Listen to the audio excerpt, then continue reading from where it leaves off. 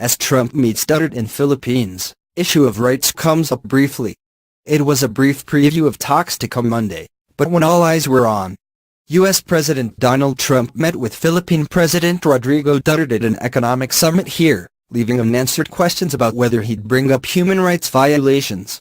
After the meeting, White House Press Secretary Sarah Huckabee Sanders said human rights briefly came up in the context of the Philippines' fight against illegal drugs. ISIS and trade were also discussed, she said.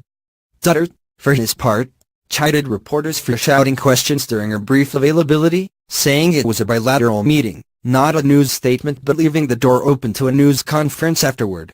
Last week, Duterte said he would tell Trump to lay off if he raised the issue of human rights. Remarks from the two leaders to the press are short. Trump called the U.S.-Philippine relationship great and praised Duterte for the entertainment he provided to leaders at the Asian summit. The brief availability ended with Duterte previewing talks to come and jabbing at the press. "We will be discussing matters that are of interest to both the Philippines and with you around. Guys, you are the spies," he said of the media. Trump laughed in response. "Yes, you are," Duterte repeated before reporters were ushered out of the room.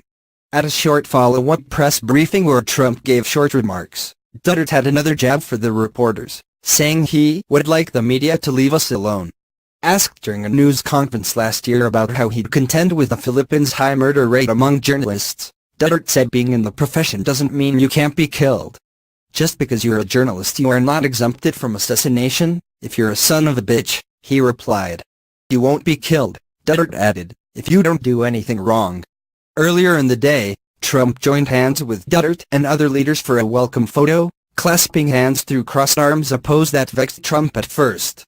Despite Duterte's controversial anti-drug campaign and known human rights abuses, a senior White House official told reporters before the trip that the two leaders had a warm rapport.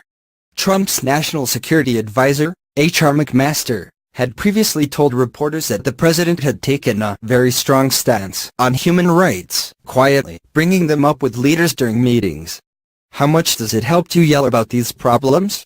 McMaster asked, defending the administration's behind-closed-doors strategy on an issue that previous presidents have taken on publicly.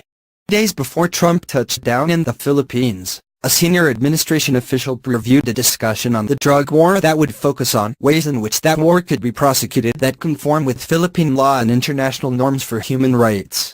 Trump didn't answer Sunday when reporters asked him whether he planned to push Duterte on human rights.